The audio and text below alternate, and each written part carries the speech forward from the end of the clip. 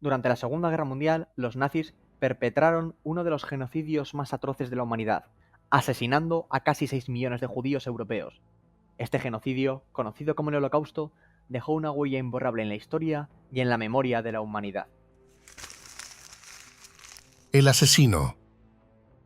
Hoy vamos a conocer la historia de Nikolaus Barbie, también conocido como Klaus Barbie, un nazi convencido que asesinó y torturó a miles de personas. Klaus Barbie nació en Bad Godesberg, cerca de Bonn, en 1913. Su vida dio un giro sombrío cuando en 1933 la muerte de su padre truncó sus sueños de estudiar teología en la universidad, buscando un nuevo rumbo en un país en plena agitación. Barbie, con tan solo 22 años, se unió a las SS en 1935. Comenzó su carrera en el Servicio de Seguridad, la red de inteligencia del régimen nazi, donde fue entrenado como interrogador, un rol al que volvería más adelante con efectos escalofriantes. Tras comenzar la Segunda Guerra Mundial y la capitulación de los Países Bajos, Barbie fue asignado a trabajos de inteligencia en Ámsterdam.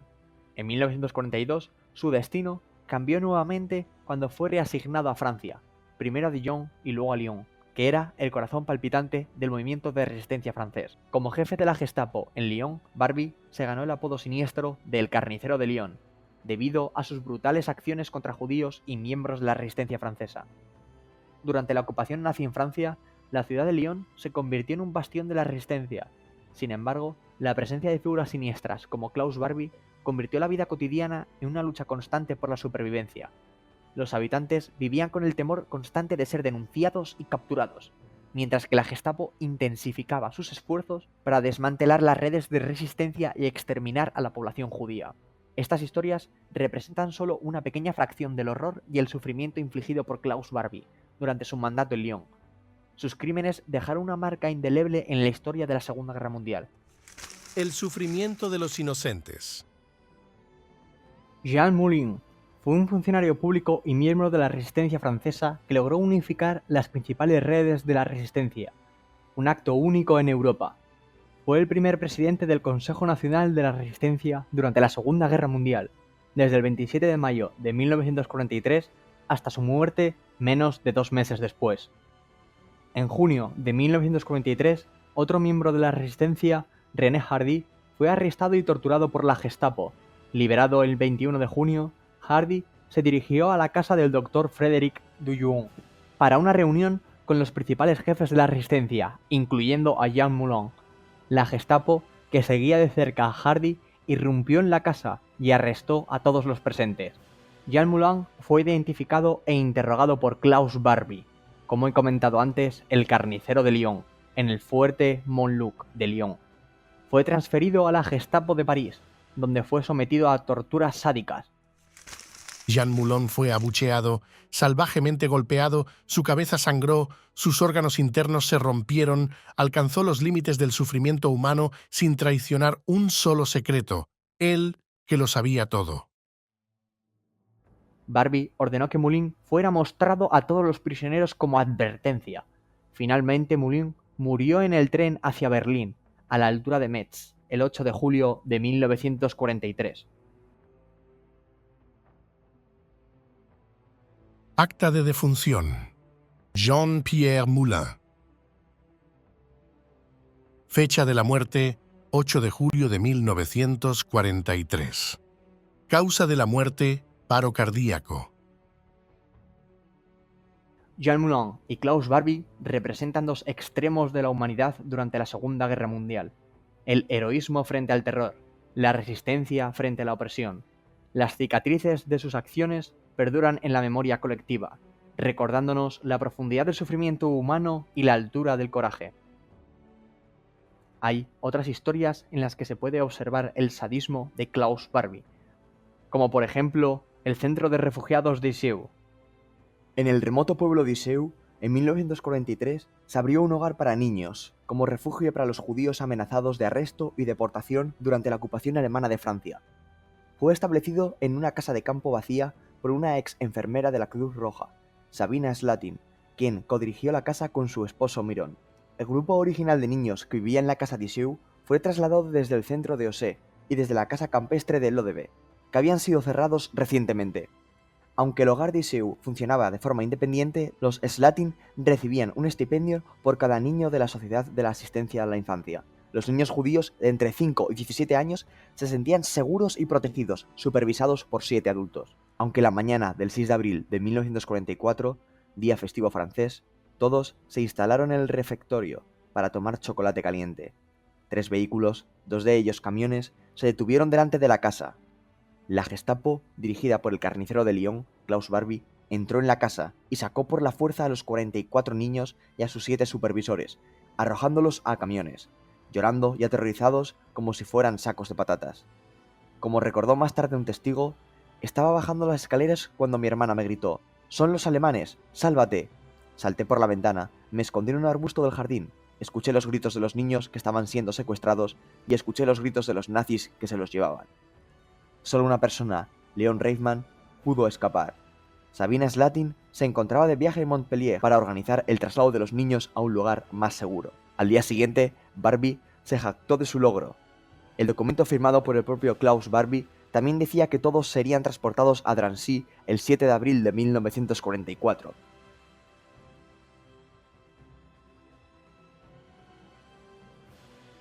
A primera hora de hoy se inauguró el hogar infantil judío Colony Enfant en Issy-Ain. En total, fueron arrestados 41 niños de entre 2 y 13 años, y también fue arrestado todo el personal judío, compuesto por 10 personas, 5 de las cuales eran mujeres. No se pudo recuperar efectivo u otros activos. El transporte a Drancy tuvo lugar el 7 de abril de 1944. Firmado, Klaus Barbie. Tras el asalto a la casa de Iseu, los niños fueron trasladados a la prisión de Fort Montluc, en Lyon. Al día siguiente, fueron transportados en tren al centro de acopio, en Drancy, y luego embarcados en el primer transporte disponible hacia los campos de exterminio del este. 42 niños y 5 adultos fueron gaseados en Auschwitz. 2 de los hijos mayores, Miron Slatin, el superintendente, acabaron en Tallinn, en Estonia, y fueron ejecutados por un pelotón de fusilamiento. Un superviviente de Auschwitz reveló durante el juicio de Barbie lo que le pasó a las niñas. Me pregunté, ¿dónde estaban los niños que llegaron con nosotros? En el campo no se veía ni un solo niño. Luego, los que ya llevaban allí un tiempo nos informaron la realidad. ¿Ves esa chimenea de la que nunca deja de salir humo? ¿Hueles ese olor a carne quemada? Lo más llamativo y lo más horrible que el hecho concreto del secuestro de estos niños es este carácter administrativo.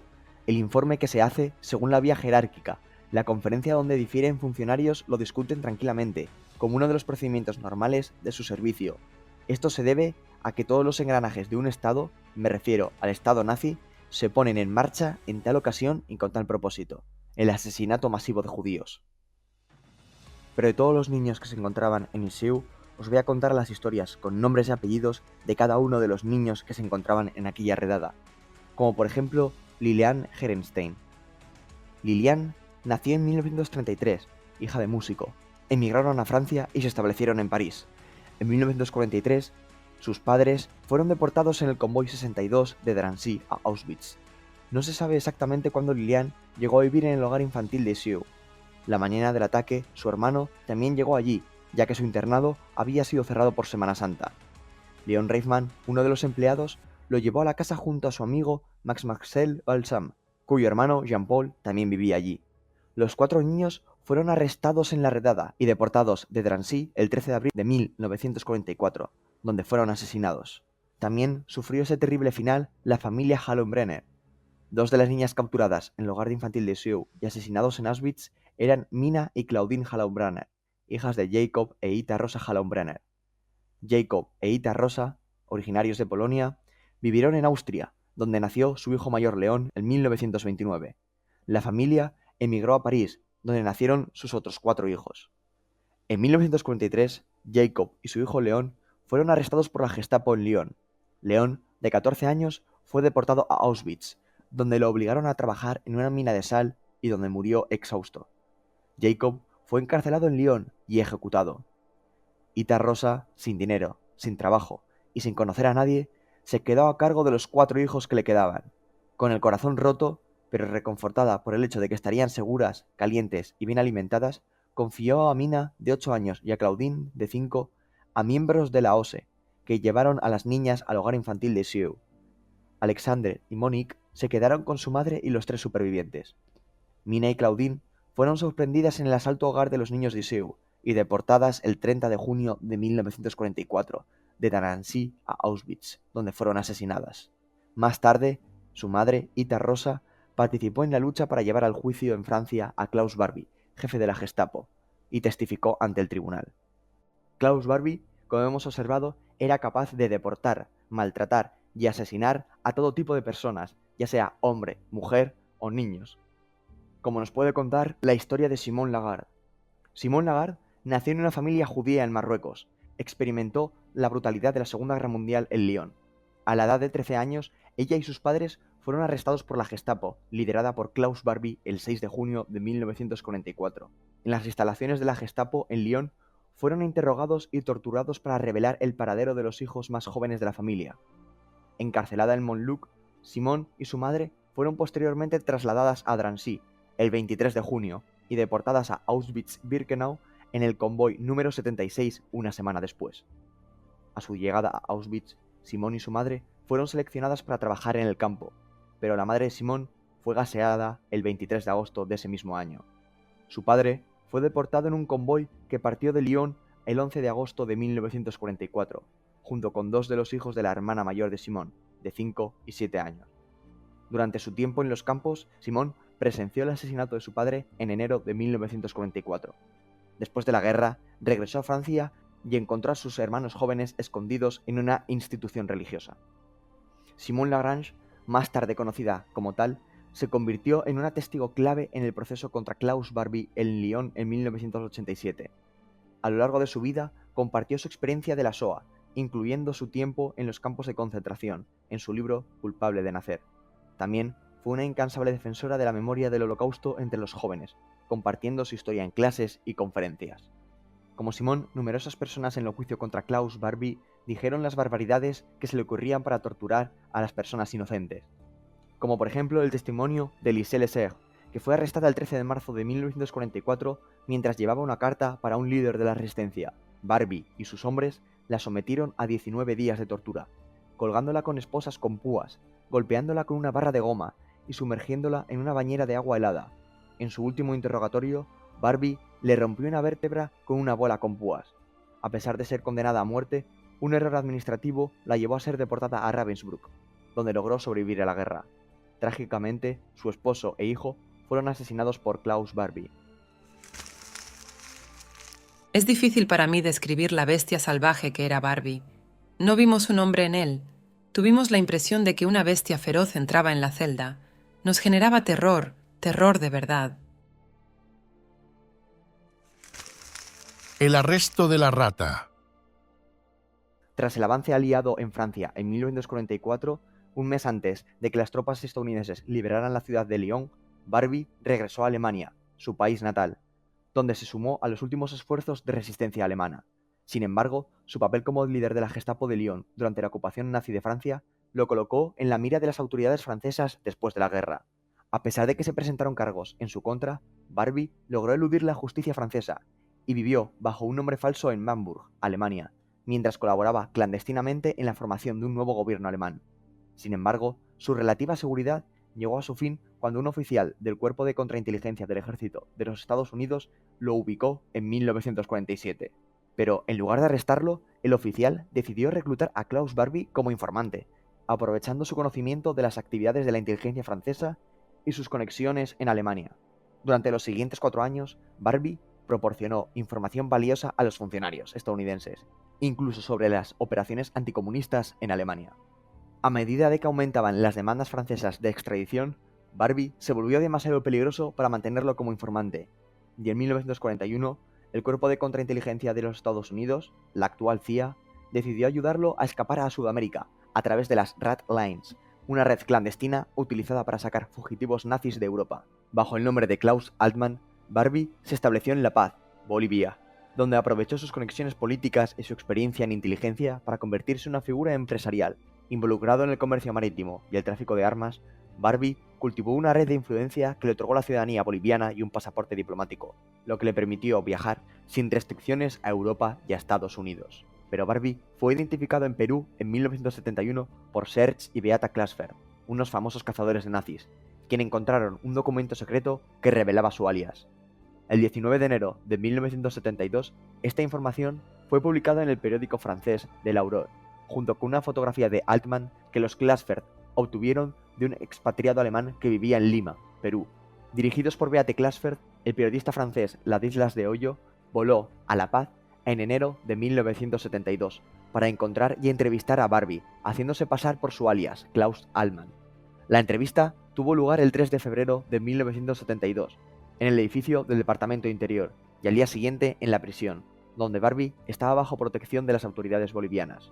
En la cinta de vídeo, y aunque la entrevista se realizó en español, Ladislas de Hoyo se aleja de las preguntas previamente acordadas al preguntar si Barbie se ha estado alguna vez en Lyon, en francés, un idioma que se supone que no entiende bajo su nombre falso, a lo que Klaus Barbie responde automáticamente con una negativa en alemán. Ladislas de Hoyo le dio fotografías de miembros de la resistencia a los que había torturado, como Jean Moulin, preguntándole si reconocía sus rostros, y aunque él se la devolvió negándolo, sus huellas dactilares lo traicionaron sin lugar a dudas. De la protesta mundial, Barbie pudo regresar a Bolivia, donde el gobierno se negó a extraditarlo, afirmando que Francia y Bolivia no tenían un tratado de extradición y que el plazo de prescripción de sus crímenes había expirado. Aunque esta protección duró durante más años, el régimen fue derrocado en el golpe de 1980, con lo que el nuevo gobierno en el poder, Barbie fue arrestado en 1983 y devuelto a Francia para enfrentarse a la justicia.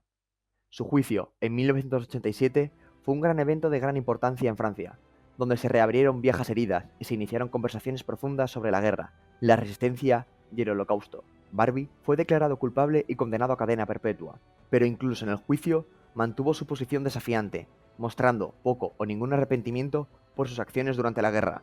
A pesar de su condena, Barbie siguió siendo una figura controvertida y hasta su muerte por cáncer en 1991 dejó un legado de horror y sufrimiento que aún se siente en las páginas de la historia del siglo XX. Su vida y sus acciones continúan siendo un objeto de debate y reflexión, sirviendo como un recordatorio sombrío de los extremos a los que puede llegar la depravación humana en tiempos de conflicto y crisis. Tras exponer a Klaus Barbie, surgieron pruebas de que Barbie había trabajado para la inteligencia estadounidense en Alemania, y que los agentes estadounidenses pudieron haber jugado un papel decisivo en la huida de Barbie a Bolivia. Alan Ryan, director de la Oficina de Investigaciones Especiales del Departamento de Justicia estadounidense, recomendó al fiscal general estadounidense que se investigara el asunto. Después de una larga investigación y un informe completo que se hizo público, Ryan concluyó lo siguiente. Como ha demostrado la investigación de Klaus Barbie, funcionarios del gobierno de los Estados Unidos eran directamente responsables de proteger a una persona buscada por el gobierno de Francia por cargos criminales y de organizar su fuga de la ley. Como resultado directo de esa acción, Klaus Barbie no fue juzgado en Francia en 1950. Pasó 33 años como hombre libre y prófugo de la justicia. Ryan consideró indefendible que el personal de la actual CIA mintiera a las altas autoridades estadounidenses y ayudara a Barbie a escapar de Europa a Bolivia, en lugar de cumplir una orden de arresto francesa pendiente. Como resultado del informe y la recomendación personal de Ryan, el gobierno de Estados Unidos se disculpó formalmente de Francia por permitir que Barbie escapara de la justicia francesa durante 33 años. Muchas gracias por ver este vídeo. Espero que podáis darle like, suscribirse para seguir apoyando este contenido y honrar así a las víctimas del Holocausto. Muchas gracias y hasta el próximo vídeo.